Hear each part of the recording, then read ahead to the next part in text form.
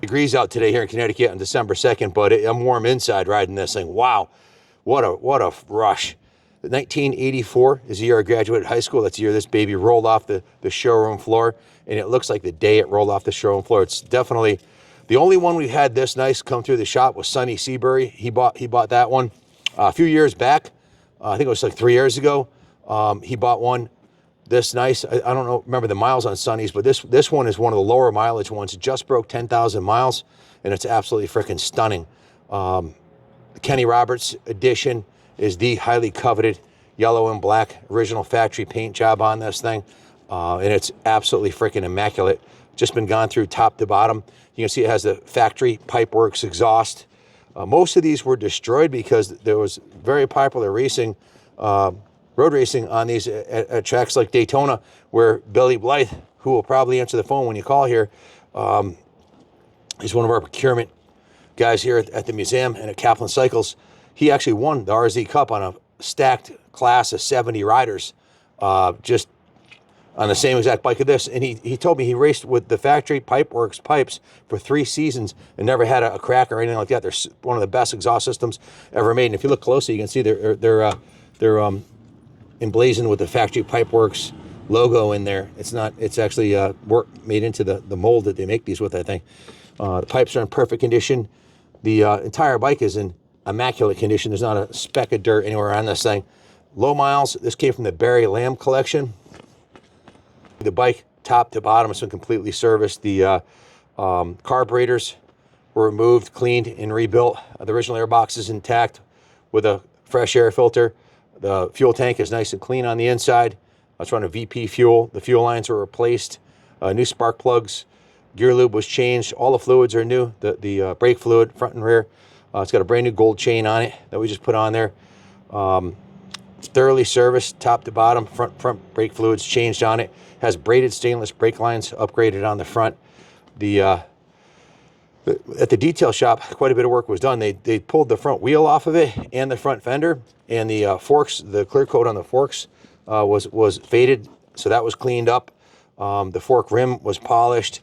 Every square inch of the front wheel assembly was cleaned. The back sides of the forks and the front fender went to the paint shop, and it got a fresh coat of the factory yellow paint on there. Had a couple scratches on the fender, so we wanted to clean that up. The entire bike was given what we call a rotisserie detail. It was steam cleaned, hand washed, polished. The original factory paint on the tank is in beautiful condition, as is the side panels, and the factory optional solo seat cowl that came with the bike is really a highly coveted option to have on these bikes. If you've been watching the values of these, they've been steadily skyrocketing. When Sonny bought his a couple years ago, they were trading in the $15,000 range. I think he paid $14,500 of the one he purchased off of us. The last 3 that have sold at Mecum sold for $19,700, $22,000, and $24,000. So they're kind of going through the roof. With inflation and everything, these are highly desirable. Most of these got ridden into the ground because young guys that rode these back in the day, it was voted by Cycle World magazine as the most fun motorcycle to ride. Is that how Billy put it? Did you say the? Yeah, it's the most fun on a scale of fun factor. Yeah. There was on a scale of, that's what they said, was on the scale of 1 to 10 on the fun factor. This bike was a 10. So why? How could you have one with 10,000 miles? Well, it was squirreled away by a collector friend of us, Barry Lamb, who had 2 RZs, an H2 750, and a dozen other significant 2-strokes, including an RM500 that we just purchased from him. He's getting up there in years. His wife had some health issues and decided to let his collection go. So Barry's a multimillionaire trader, so it wasn't the money. He just was, getting up there in years and not riding the bike. So just a spectacular piece. So we have a couple, maybe we get a couple words from the champion. Let me hand him the mic. Billy. Billy's won the RZ Cup in Daytona was it 84? No, actually it was 86, I think. 86, with a stacked class at the two-stroke RZ350 RZ Cup Challenge. So I went over most of the features on it. As far as the items that have been repainted, the front fender, in addition, the kickstand and center stand were redone. We took the exhaust system off and freshly painted the whole exhaust system and polished the aluminum rear cans so they look like chrome. Thorough detail job, thorough tune-up job on a bike that was in excellent condition to begin with. So I told him about the 1 to 10 on the fun factor. What else would you like to say about this beauty? Well, this is a fine example of a wonderful motorcycle. You know, it's a bike that you could ride and enjoy at a slow speed, but if you want to go really fast on this thing, you can slide it around corners and stay on the throttle. It's a motorcycle you can steer with the back wheel. It's a pro's bike, but you can ride it like a regular street bike. It doesn't need a pro rider, but if you ask it, it will deliver. At 6,000 RPMs, when that power valve starts to kick in, you probably already mentioned that. Oh, yeah. It just comes to life like no other. It's the full, I mean, this is the full development of this 350cc two-stroke twin, which Yamaha started in the 60s. This is the 80s, and it's come all the way with reed valves and power valve. It's a fantastic motorcycle with plenty of horsepower. Stock, there's 60 horsepower. That's pretty good for a little 350. They call the earlier versions of this the Giant Killer, and there's a good reason. This will put a 750 to shame pretty easily, actually. And on a tight road or a twisty track, it's really evident that that's the case for sure. You know, I've lined up on racetracks with lots of these, and I've seen many RZ350s, and this is close to the top. This is as good as it gets. This bike is absolutely beautiful. It's got some performance upgrades. I'm sure Ken mentioned the braided steel brake hoses. A lot of times, if you can go really fast, you need to be able to stop really fast. Amen. That will definitely help with that case. This bike is perfectly proportioned. It's good for a smaller rider or a taller rider. It fits just about everybody. So it's a wonderful machine. You know, with the seat cowl on the back there, it's very attractive. And the Yamaha Panic Stripe, this is fantastic stuff. It's really it's a throwback to, you know, the racing days Yamaha team when they had their TZ750s. Yeah, it's really and they've copied it perfectly. And Kenny Roberts' signature here on the fairing, he's the guy, you know, and he was in all the ads. I mean, he's the man. You know, Kenny Roberts is the man of motorcycle road racing, and his name is on there for a good reason. He was the #1 rider in the world 3 times in the 500cc class, the golden class in motorcycle road racing. He was #1 in the world, which is unbelievable. So for him to endorse this bike, that's high praise for sure. So there's many things to be said about it, but I don't want to bore the audience. You know, this is a wonderful machine, and obviously I'm in love with it. I'd love to have it in my own stable for sure. I was ogling how shiny this side of the engine was, and I was asking you if you thought it may have ever been repainted, and that's actually PVC, some type of plastic, right? Injection molded plastic. That's right, yeah, and it's in perfect condition. It doesn't show any signs of scratching or wear. It looks like it just came off the showroom floor. Yeah, it sure does. The other side of the engine, though, I believe is magnesium or aluminum. This side of the engine, this engine cover on this side. Yeah, the clutch covers is aluminum on these, and they have a plastic insert here in the center. So this is plastic, the rest is aluminum. And that's beautifully finished too. That was repainted. In fact, that was done in our detail shop. Correct, but, yeah. And I believe the oil pump cover is plastic as well, but it's been upgraded with the Allen hardware, which is a perfect upgrade for these. It's a better looking fastener than the Phillips, in my opinion, and it's more durable. It has this cool Yamaha RZ350 keychain too that it came with, and black finish on the forks. The gauges look brand new, literally. If you can zoom in on those. Usually, you know, when a bike's 40 years old, sometimes there'll be some bugs under there, or they're a little faded or something. This one was in Barry's climate-controlled garage, heated and air-conditioned and sheetrocked garage in Florida, and it was more like his man room because he had all his bikes in there, and he'd hang out there when he got home from work on a stressful job as a trader. And eyeball his bikes. He had so many bikes, he really didn't ride them much. That's why this one didn't get any miles on it. I wanted to spin this one around to this side here so you can see it in the sunlight, how beautiful it is.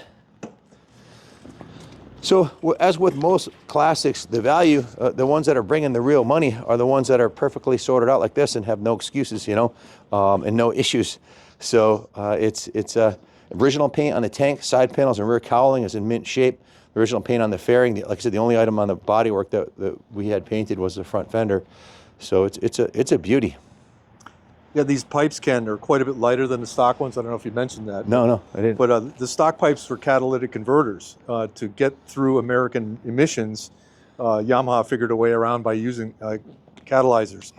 So a typical upgrade would be to take those off because they're heavier, and they got very, very hot. When they're erased, they turn cherry red. Wow. And they'd melt all the plastic. So these factory pipe products, I don't know if they're still being made today, super durable. I use the same factory pipes on my race bike for 4 years, and they never once failed me. Never got a crack, never had a failure at all. And so it's a great upgrade. You know, stock ones are available. They're not cheap, but it's actually better. We know someone who has 6 sets, don't we? Oh yeah. I was going to mention that. That's Is it okay if I tell him? Absolutely. We don't have the stock pipes, but Billy has an RZ350 also, and a TZ750, and a bunch of other bikes in his private collection. But he has a set of stock exhausts with the, if you want them.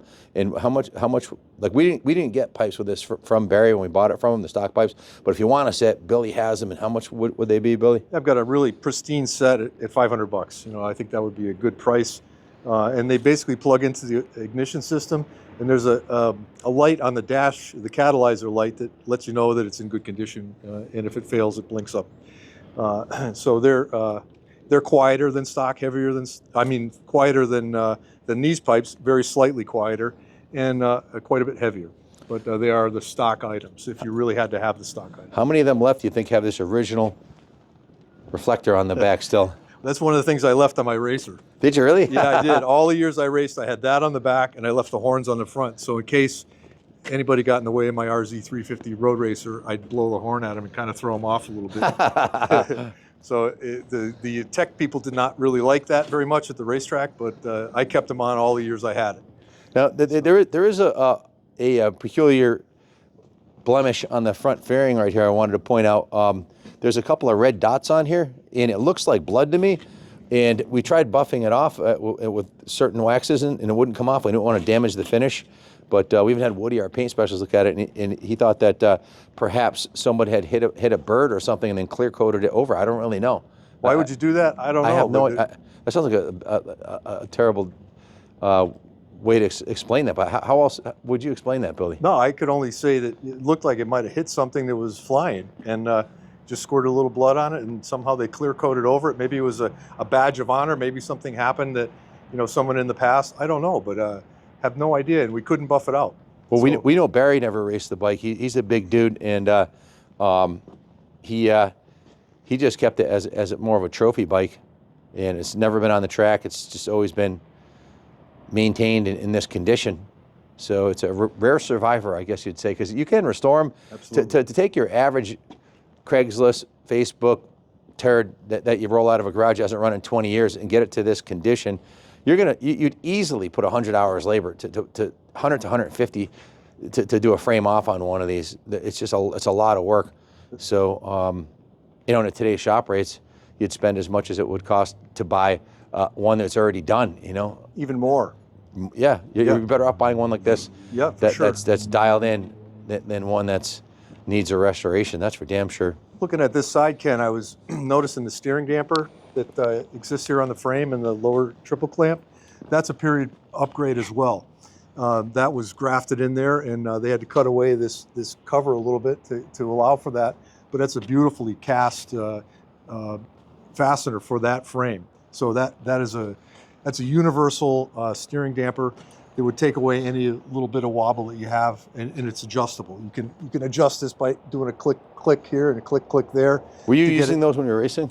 Yes, it's a must to use when you're racing, because in a lot of times you're going from turn to turn, and the front wheel gets light and it wants to shake. That ugly head shake, that'll take it away.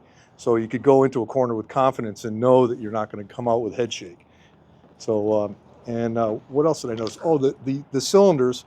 Originally, the cylinder bases here, the head and cylinders were black. It's very common for these to have lost their paint, and just because of the heat cycles going through the aluminum, it's going to want to push the paint away. So very common to see them with that. It could be repainted and it would look just like stock again, but that's just something that is very common with these to have happen. It looks so clean with it the way it is. It does. I like it better this way, personally. So the original gold finish on the rims still looks excellent, and the gold on the rotors is still intact. I'd say, like I said, the only one we've had this nice was Sonny Seabury's, and I haven't seen his in a couple of years, and I don't know if his is nicer than this, or this is nicer than that one, or which one has lower miles, but this one's a diamond. Absolute diamond. It's an absolute gem. And it runs as good as it looks, Ken, right? Oh, front's phenomenal, man. Yeah. I didn't take it over 8,000 RPM. It revs to 9,500. It's hard to stretch its legs on the back street here, but Sure. Stunning paint job. Original factory paint job is beautiful. Just love the yellow, black, and the white pinstripes. It's very iconic. If you have any questions about it, give us a call, 860-454-7024. My son, Kenny Jr., or Billy himself. If you have any RZ questions, he's the guru. So if you have any questions about this bike, or if you need any help with shipping or financing, or if you had a trade, you want to trade one in, we do take trades, give us a call. We'll take care of it. Get this. It's only December 2nd, so this could be under the tree for that special Yamaha lover in your life, and it might be you. So buy yourself the gift that will always put a smile on your face. What they said, 10 on the fun factor? Is that what they said? 10 on the fun factor scale. Yep. You're worth it. Thanks for watching. Is there anything else you'd like to add, Billy, about it? No, it's a great bike and on offer here at Kaplan Cycles, and I would say good luck and happy bidding. Amen. And happy holidays, everybody. Thanks for watching. God bless America.